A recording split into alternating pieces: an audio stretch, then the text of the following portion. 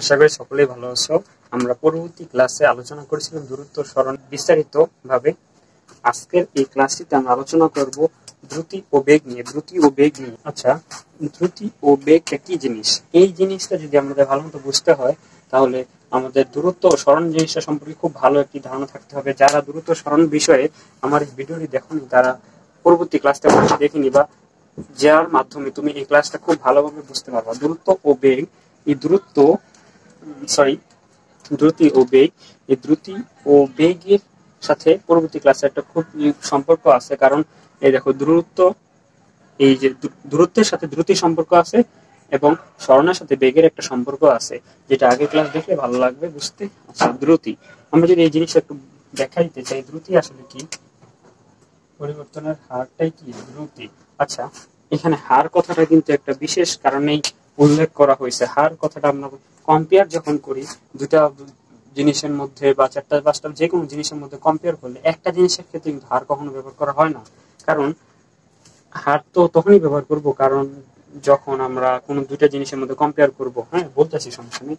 আর বা এটাকে অন্যভাবে বলা যায়, দ্রুতি হচ্ছে কি কোনো কিছু কত দ্রুত যাচ্ছে তার পরিমাপই হচ্ছে কি দ্রুতি। কোনো কিছু কত দ্রুত যাচ্ছে তার পরিমাপ হচ্ছে কি দ্রুতি। হ্যাঁ, বা এটাকে বেগ দ্বারা পরিমাপ করা যায়। আচ্ছা, দ্রুতি কি বললাম? সময়ের সাথে বস্তু দূরত্বের পরিবর্তনের হার। এই যে দূরত্ব কথাটা চলে আসলো, যেটা পরবর্তী বিষয়, দূরত্বের পরিবর্তনের হার। আচ্ছা, এবার আমরা একটা রাস্তা দিলাম। এই যে একটা রাস্তা, এই রাস্তাটিতে একটি গাড়ি আছে মনে করো। এই রাস্তার মধ্যে একটি গাড়ি আছে, ঠিক আছে। আর নিচে আরেকটা রাস্তা আঁকলাম, এই রাস্তার মধ্যে একটি গাড়ি আছে। আচ্ছা, এই দুইজনই কি একই পয়েন্টে অবস্থান করতেছে? মনে করো দুইজনই একই পয়েন্টে অবস্থান করতেছে, আর তাদের উদ্দেশ্য হলো কি, তারা কোথায় যাবে? এই যে এই পয়েন্টে চলে যাবে। আর এই পয়েন্টটা মনে করো আমি নাম দিলাম ঢাকা। এই পয়েন্টের নাম দিলাম মনে করো ঢাকা। আচ্ছা, আর এটা হচ্ছে কি রাজশাহী। রাজশাহী আর ঢাকা। দুইটা গাড়ি কি কোথায় আছে? রাস্তার মধ্যে আছে। আর দুইটা গাড়ির উদ্দেশ্য হলো কি, রাজশাহী থেকে ঢাকায় যাওয়া। ঠিক আছে, রাজশাহী থেকে ঢাকায় যাওয়া। তাহলে আমি এবার বলে দিলাম যে এখান থেকে ওখানকার মধ্যবর্তী দূরত্ব, যেখানে দূরত্বটা দিয়ে দিলাম একবারে 300 কিলোমিটার। মানে এখানে বুঝতেছে যে রাজশাহী থেকে ঢাকার দূরত্ব হচ্ছে 300 কিলোমিটার, এবং তারা যে রাস্তাটা দিয়ে আমি 300 কিলোমিটার পথ বললাম দূরত্ব, সেই রাস্তা দিয়ে যাচ্ছে। তাহলে মনে করো এই যে যে লোক, এই যে কালো গাড়িটা, যেটা সেই কালো গাড়িটা সময় এই মনে করো 5 সেকেন্ডে, কি সমান কি 5 সেকেন্ড ধরে নিলাম আর কি, এটা সম্ভব না জীবনও, যে ধরে নিলাম কি রাজশাহী থেকে এই কালো গাড়িটা 5 সেকেন্ডে ঢাকায় চলে গেল। ঠিক আছে, ঢাকায় চলে গেল। আর এবার লাল গাড়িটা হইতেছে কি, রাজশাহী থেকে এই লাল গাড়িটা 20 সেকেন্ডে, রাজশাহী থেকে এই লাল গাড়িটা কি করলো 20 সেকেন্ডে যে ঢাকায় পৌঁছাইলো। তাহলে এবার কি দেখা যাচ্ছে, তারা দুইজনে যাত্রা শুরু করছিল কিন্তু একই জায়গা থেকে, রাজশাহী থেকে যাত্রা শুরু করছিল একই জায়গা থেকে, কিন্তু কালো গাড়িটা 5 সেকেন্ডে ঢাকায় চলে গেল, লাল গাড়িটা 20 সেকেন্ড লাগলো ঢাকায় পৌঁছাইতে। অর্থাৎ কালো গাড়ি থেকে তার আরো 15 সেকেন্ড বেশি সময় লাগলো। কেন এরকম হইলো? এ থেকে বোঝা যাচ্ছে যে কালো গাড়িটা দ্রুতি বেশি এবং লাল গাড়িটা দ্রুতি কম। দ্রুতি বেশি আর কম দ্বারা কি বুঝিতেছে?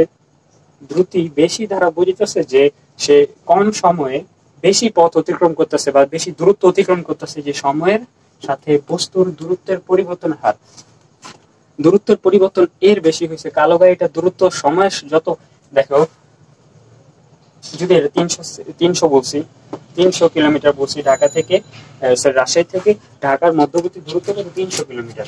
আর এই লাল গাড়িটা কি করলো, 5 সেকেন্ডে এই 300 কিলোমিটার পথ অতিক্রম করে ফেললো। তাহলে প্রতি সেকেন্ডে সে কতটুকু গেল? প্রতি সেকেন্ডে কতটুকু গেল? প্রতি সেকেন্ডে কিন্তু সে 60 কিলোমিটার পথ অতিক্রম করছে বা দূরত্ব অতিক্রম করছে। প্রতি সেকেন্ডে এটা কি করলো, 60 কিলোমিটার, 60 কিলোমিটার পথ পাড়ি দিল। প্রতিটা সেকেন্ড 60 কিলোমিটার পার হয়ে গেছে, কিন্তু এর 20 সেকেন্ড সময় লাগছে। 20 সেকেন্ড সময় কার লাগছে? লাল গাড়িটা। তাহলে এর থেকে বোঝা যাচ্ছে যে লাল গাড়িটা পথ কম পারি করছে প্রতি সেকেন্ডে। চলো দেখি তো কতটুকু পথ পারি করছে। সে হচ্ছে 15 কিলোমিটার পথ পাড়ি দিয়েছে প্রতি সেকেন্ডে। লাল গাড়িটা 15 কিলোমিটার পথ পাড়ি দিয়েছে প্রতি সেকেন্ডে, দিচ্ছে কি 15 কিলোমিটার। তার থেকে দেখা যাচ্ছে যে এই কালো গাড়িটা প্রতি সেকেন্ডে যায় 60 কিলোমিটার এবং লাল গাড়িটা প্রতি সেকেন্ডে যায় 15 কিলোমিটার। তার মানে সময় কিন্তু একই। সময়ের সাথে বলছি না, দেখো সময়ের সাথে দুইটারই সময় এক। দুই গাড়িটাকে আমি কম্পেয়ার করছি কত সেকেন্ডে? 1 সেকেন্ডে তুলনা করে দেখছি।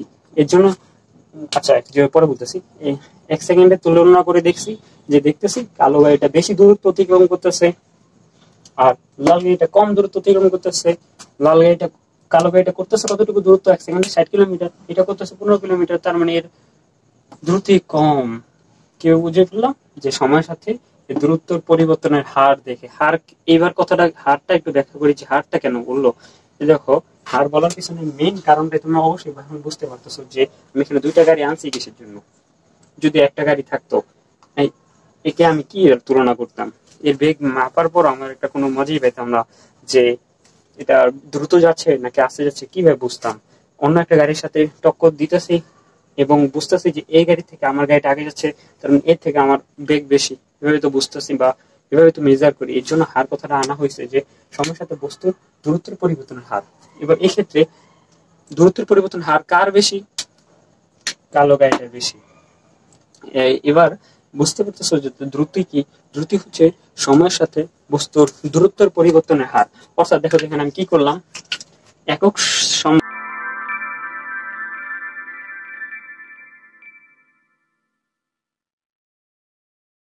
বা একক সেকেন্ডে, মানে সবকিছু আমরা সেকেন্ডে হিসাব করবো পদার্থ বিজ্ঞানে, ঠিক আছে না? তাহলে একক সেকেন্ডে কতটুকু পথ পাড়ি দিছে সেটাই কি দ্রুতি। একক সেকেন্ডে যতটুকু পথ পাড়ি দিছে সেটাই কি তার দ্রুতি। বুঝতেছো তো দ্রুতি কেন বলতেছি? কারণ এই দেখো, এই গাড়িটা 15 কিলোমিটার পথ পাড়ি দিছে 1 সেকেন্ডে, এই গাড়িটা দিচ্ছে 60 কিলোমিটার পথ পাড়ি দিছে। তার মানে দূরত্ব কি? দূরত্বের পরিবর্তনের হার। দূরত্বের পরিবর্তনের হার কি বলা হয়? দ্রুতি। সময়ের সাথে কেন বলতেছি যে বললি আর একটু ক্লিয়ার। কালো গাড়িটা যখনই 1 সেকেন্ডে 60 কিলোমিটার পথ পাড়ি দিল, তাহলে তার রাজশাহী থেকে ঢাকায় পৌঁছে তার কতটুকু পথ বাকি রইলো বলতো? সেই 60 কিলোমিটার পথ যেহেতু পাড়ি দিছে, তাহলে আরো 200 কিলোমিটার পথ বাকি রইলো। 200 কিলোমিটার পথ বাকি রইলো। 1 সেকেন্ড পর বাকি রইলো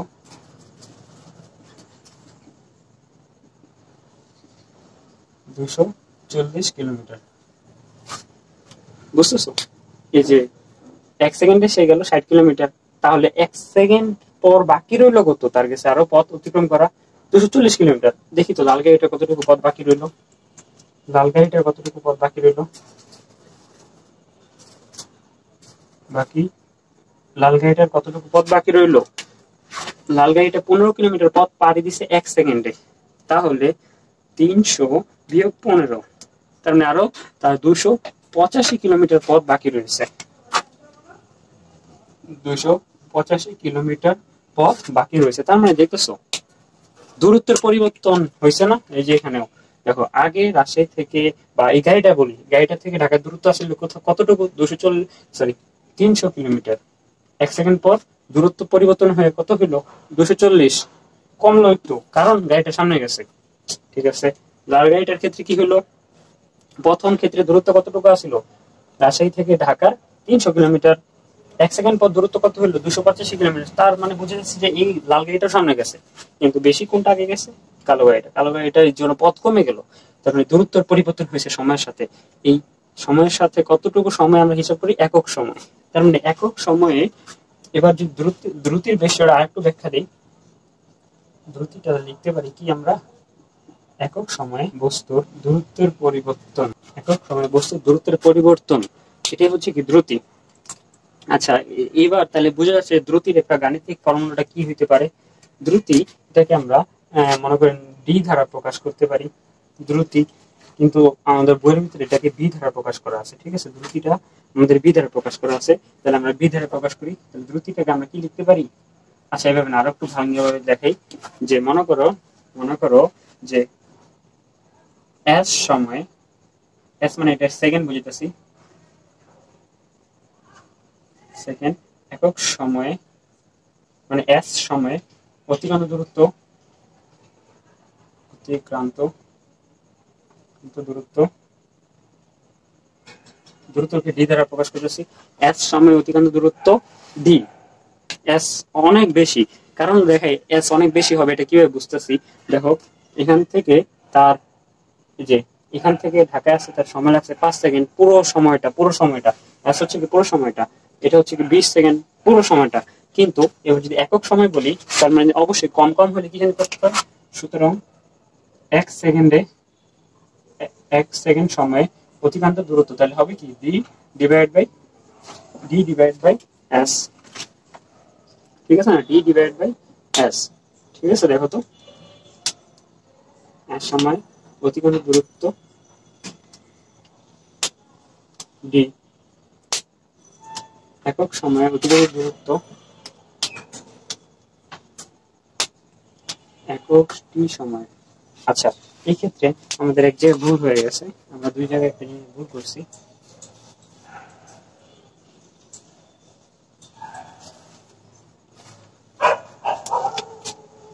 হবে কি টি সময়ে অতিক্রান্ত দূরত্ব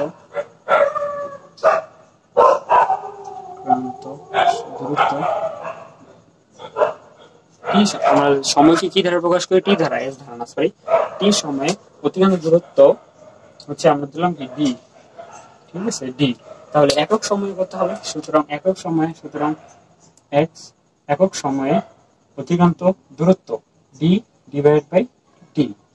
এই যে ডি ডিভাইড বাই টি, এটাকে আমরা লিখতে পারি বি ধারা, বি অর্থাৎ কি দ্রুতি, ভি সমান সমান ডি ডিভাইড বাই টি। আচ্ছা, এবার একটা গুরুত্বপূর্ণ বিষয় নিয়ে আলোচনা করি যে আমরা এই পথটা পার হইতে গিয়ে আমরা কিন্তু সর্বদাই সমান দূরত্ব অতিক্রম করি না। কোন জায়গায় মনে করো এই যে রাজশাহী থেকে ঢাকা আসার পথে অবশ্যই কোনো না কোনো জায়গায় তো জ্যাম পড়বে, তাহলে জ্যাম যে জায়গায় পড়বে মানে জ্যাম যেখানে পড়বে সেখানে তো আর সমান পথ অতিক্রম করতে পারবো না। যদি মনে করো এই যে এই পয়েন্টটাতে মনে করো অনেক জ্যাম থাকলো, হ্যাঁ দুইটা গাড়ির ক্ষেত্রে এই পয়েন্টটাতে অনেক জ্যাম রইলো, আমরা একটু ব্লক আকারে লিখি জ্যামটাকে, তাহলে এই জায়গায় মনে করো জ্যাম, এইখান থেকে এখানে কোনো জ্যাম নেই, তার মানে এখানে যতটুকু পথ অতিক্রম করবে মানে সময়ের সাথে যতটুকু পথ অতিক্রম করবে এই জ্যামটুকু পার হতে কিন্তু তার বেশি সময় লাগবে, বা বেশি সময় লাগবে কিন্তু দূরত্ব অতিক্রম হবে কম, সময় বাড়বে কিন্তু দূরত্ব অতিক্রম হবে কি কম। সেই জন্য এই যে দ্রুতিটা সেটা কিন্তু এখানে আমি কি দ্রুতি হিসাব করি, তাহলে আমি কিন্তু এই রাজশাহী থেকে ঢাকা আসার একটা দ্রুতি বের করে দিতে পারবে এই সূত্র অনুযায়ী ডি ডিভাইড বাই টি। তাহলে এই ক্ষেত্রে দেখো তো এই কালো গাড়িটার রাজশাহী থেকে ঢাকায় আসতে দ্রুতি কত, এই সূত্রটা বসাই দিমান, তাহলে হবে কি ভি সমান সমান ডি কত, রাজশাহী থেকে ঢাকার দূরত্ব কত, এই যে 300 কিলোমিটার, এখানে 300 কিলোমিটার দিলাম। টাইম কত লাগছে কালো গাড়িটা রাজশাহী থেকে ঢাকায় পৌঁছাইতে 5 সেকেন্ড, 5 সেকেন্ড দ্বারা ভাগ দিলাম, তাহলে ভাগ দিই কি হবে 300 ডিভাইড বাই 5, তাহলে হবে কি 60